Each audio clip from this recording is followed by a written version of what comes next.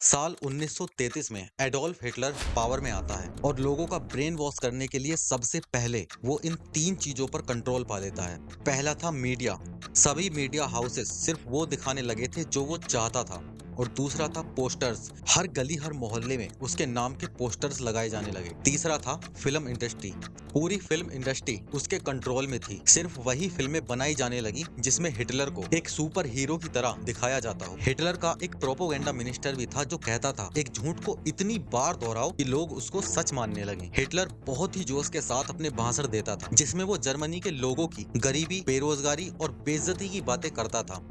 Sein Sowjetzeichen soll er vor sich hertragen und wir werden in unserem Zeichen wieder siegen!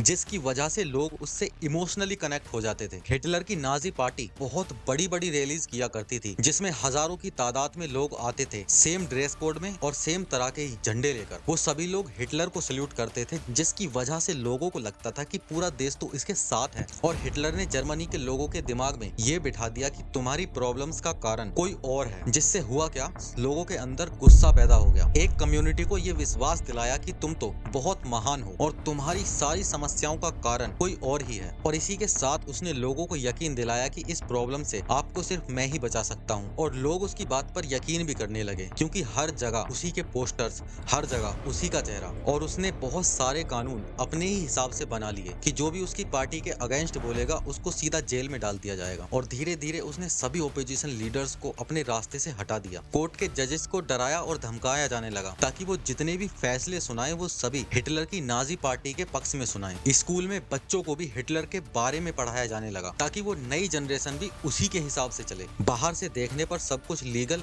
और कानूनी तरीके से ही होता हुआ लग रहा था, लेकिन असली पावर तो हिटलर के हाथ में थी। डेमोक्रेसी तो सिर्फ नाम की रह गई थी।